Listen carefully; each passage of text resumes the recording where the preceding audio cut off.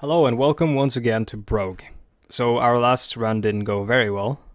This one, I'm going to try to go a bit quicker in the beginning here. I'm going to start using the auto explore feature, which you can just use by hitting X, where it'll tell you what route it'll try to go, and then it'll go that way. If we meet rats and kobolds and stuff, I'm just going to hit X again. It's going to try to kill them automatically. And we're just going to pick up everything we find here on the initial floors, because really we don't really have a lot of crazy cool options to play with when we're up here, so it can get quite boring in the first floors. I see no further path of exploration. Let's go down. This was kind of like a cool layout with the chasm on the western edge of the map. Alright, let's actually play a bit now. I was using the auto explore feature sparingly in the first run, only to check a couple of things. So we got a dagger, we got 4 potions on top of the starting one, I believe, and we got 3 scrolls, and all the normal loadout: dagger, leather armor, and some food, and the 15 darts, which are actually instrumental and incredibly useful. Those mean the same thing, and those completely redundant. Oh, cool! We found a trapped monkey, so we can have a little monkey fella friend here. Yellow potion. So if we free this monkey from his shackles, a thick iron manacle is anchored to the ceiling. Yeah, if we free this monkey from the shackles, he will become our friend, and we can go on adventures with him. You free the grateful monkey and gain a faithful ally. Let's go. So he's got quite low HP right now, so I'm gonna bring him with me, because I'm a good friend. So I'm gonna bring my monkey with me, and then we're gonna go to the blood wart, and we're gonna heal. Let's go, monkey. What's he doing? He's just the rat. He wants to kill the rat. That's kind of the problem with companions in these kinds of games. They have a mind of their own, and that can be very impractical sometimes. I believe if they're low HP, they'll try to run away or stay at a distance. But otherwise, they're just gonna, gung-ho go for it and try to kill all the enemies they see.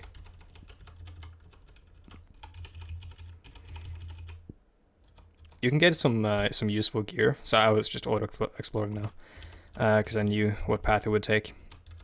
You can get some useful gear for controlling your buddies, I think. What the that jackal ran like hell. Didn't see me, so that's why. Oh, pit bloat. Monkey, you need to stay the fuck away. Stay behind me, friend. Alright, cool. So yeah, the whole oh my god, the gold pieces. I mean, who cares? The hole the pit bloat creates fades eventually, so we're gonna go down to depth 3. Wait for a monkey to come join us. In NetHack, you're always paired with a pet as your buddy, which can be, I believe, a dog or a cat. Oh, we got a second monkey, and it's right next to the stairs. We might actually wait to free that one, just in case this one dies, so we can pretend it never died and it just went to. Well, it didn't actually go anywhere. Monkey is still with us. He just looks a bit younger now. So we got a bloat.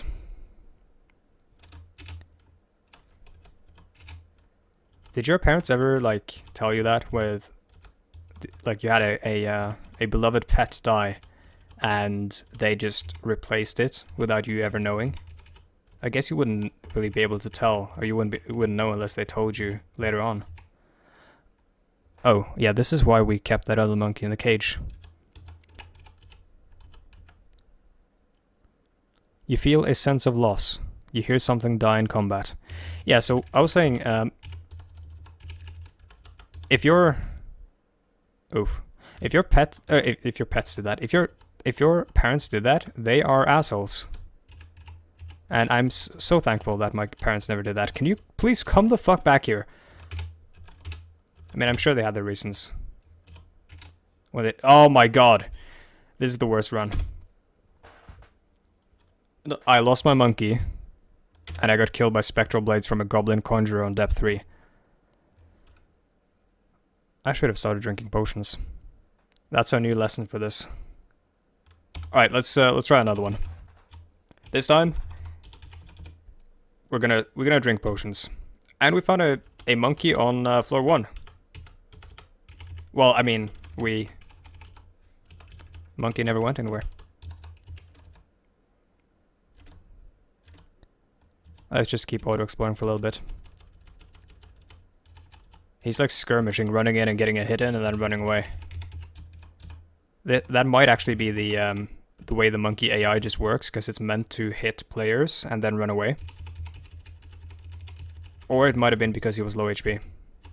I'm not quite sure. That's I would be interested to find out though.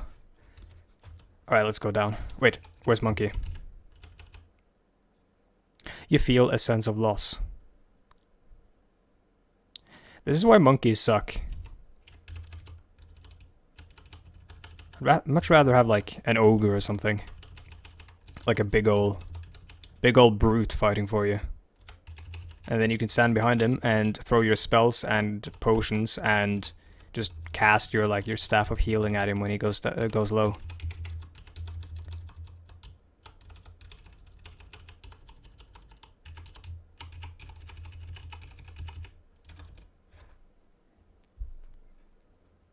See a jackal. Where is it? Oh, it's at the bottom there. Great potion. Alright.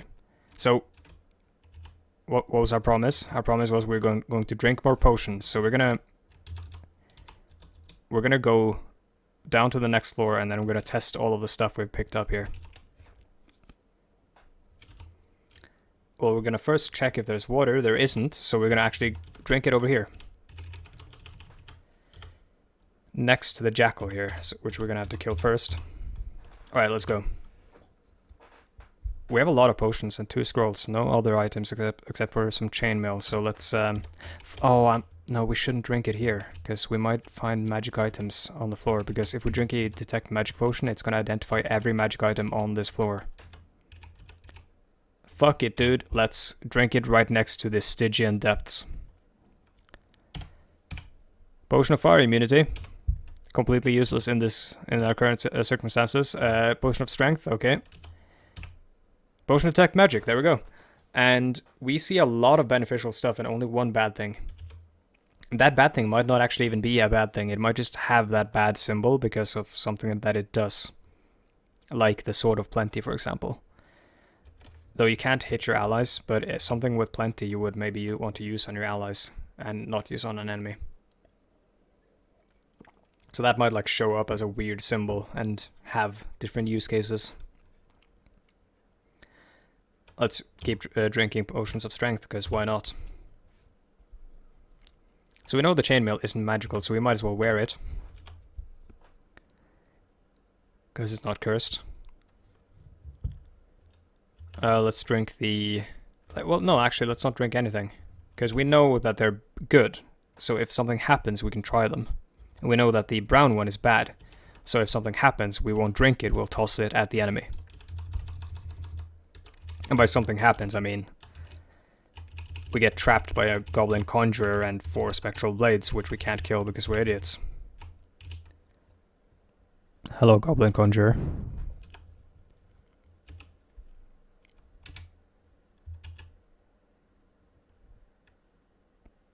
Let's get that scroll before it lights on fire. Oh, it doesn't. It actually does. It's gonna take a while though. We're immune to fire, so I'm just gonna do this to flex.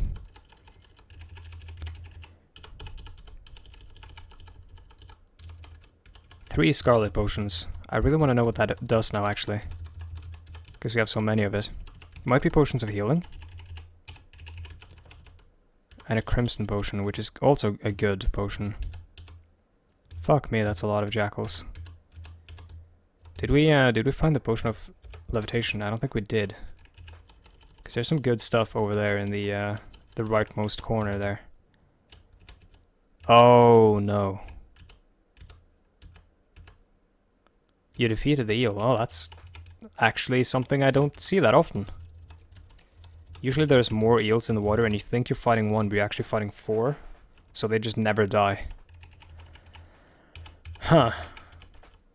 Porta Nert Gerd. That's a good scroll name. Let's start reading, or... I mean, let's start drinking, rather. Let's drink the eye there, because I was curious. It's a potion of levitation. Nice. Now let's go back down to here. Open it up. So that wand is a wand of empowerment. That's why it shows up as red, because it's bad to use it on enemies, apparently. We got plate armor, which requires 19 strength. We don't have that, and we're far away. We've got a war pike. That's badass. I believe that lets you attack across tiles. A long steel pole ending in a razor-sharp point. The reach at the pike permits you to simultaneously attack an adjacent enemy and the enemy directly behind it. Oh, that's good. That's pretty good. Splint mail. That's also good. A little bit like more in our reach. So we know this is a +0, so we're not going to be able to use it for quite a while. A negation charm would be good if we find conjurers and stuff, but there's more stuff up here. There is a staff of conjuration. We don't have a good weapon right now. I don't know if we need one on depth 3.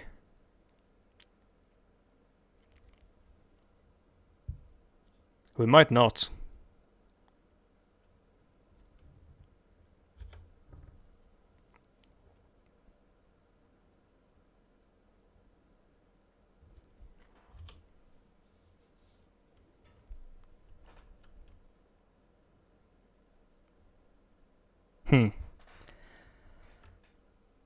Let's go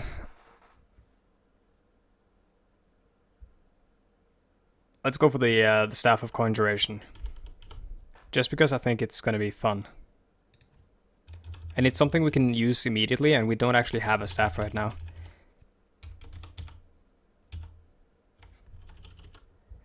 Herba Greep Poranur. Sounds like Simlish. And a Podergeep Lofa. That sounds like a Dutch bread.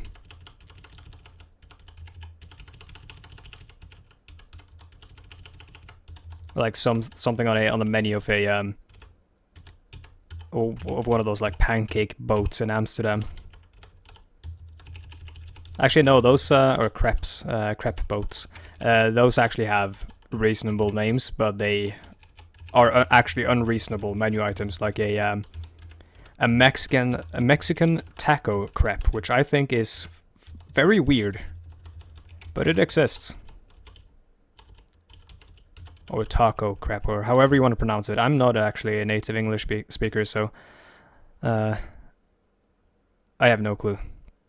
Especially not a Native American or Mexican speaker, or Mexican Spanish rather. Let's try to sneak up on this boy. We did, nice. Which deals, I believe, triple damage if he's sleeping, and it deals 5 times damage if you're wielding a dagger. So there is technically like a stealth build where you can do where you don't use any armor, or you can, I guess, equip your leather armor and your dagger and try to sneak up on sleeping stuff. So there's a lot of water here, and water makes me extremely uncomfortable in this game, as we've established.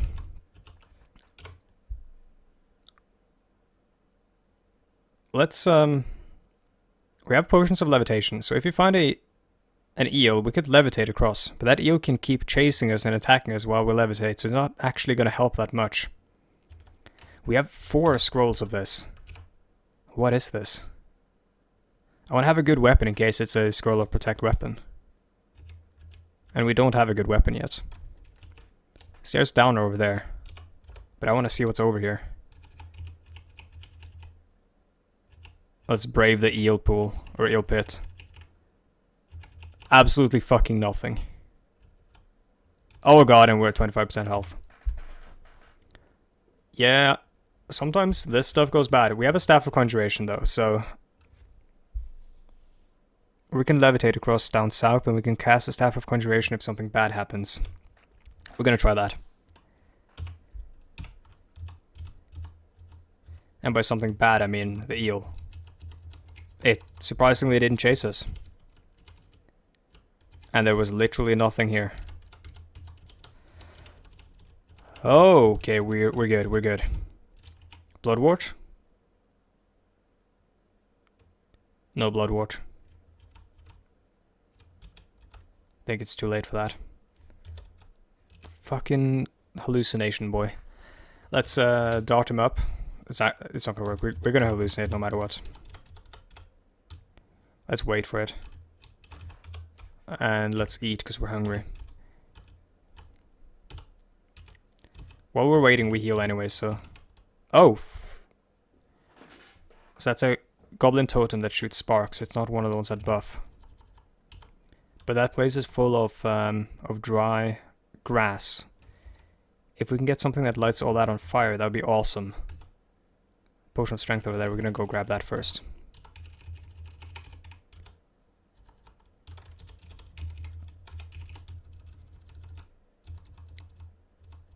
There's a fire trap there and a lot of dry grass, which you can use to our advantage if something chases us. That's the kind of way you gotta think. Oh, there's a jackal swarm, or jackal pack. That's the kind of way you gotta think in this game. Basically, everything you see, you gotta figure out a way to, like, use it to your advantage, or, like, create a contingency plan. What's that light over there I saw? A bloat over there. Let's just take care of it before it becomes a problem. Oh, it's a turret firing at us. That's what I keep seeing. I found a secret door and a lot of magic, or well, a lot of items. 2 of them magical. Potion of levitation, nice. Chainmail. Could be magical. It's a bad spot to fight because I don't want the turret to keep firing at us while we're standing there. The turret is over here, by the way, if you can't see it. It sort of blends in with a wall, which I think is purposeful. Like it's on purpose, but you can definitely see, like, tell it apart by the icon is different, but the background color is similar to the color that is used for the walls. Kind of like an interesting enemy technically, because in a lot of roguelikes they don't really rely on the graphics, obviously, because the graphics in a lot of roguelikes are very I wouldn't say primitive, but they're very obtuse. Let's use that word. So most people, I believe, would still say primitive. But yeah, it's actually quite interesting how this game uses or leverages graphics like that for its game design, or for its for its animes and stuff, which you don't really see a lot of.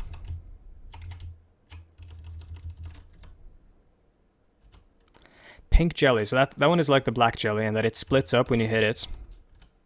And we can just let it pass because, oh fuck no, we actually have to go that way. Let's let's try to avoid it. We might not have to fight any of this garbage that's walking past us. Actually, I want to go past. Stealth kill. Okay, here's what we're gonna do.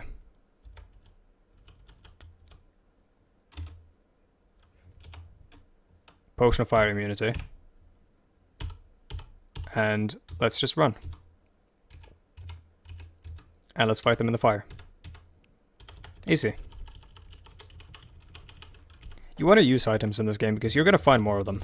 It's like a common problem in roguelikes and stuff. You get like too good to use syndrome constantly because all of the items you have are expendable, and you feel like you're gonna need it at some point. And then when you die, you find out that yes, you did need it 5 seconds ago. As you die with a full inventory. Happens all the time.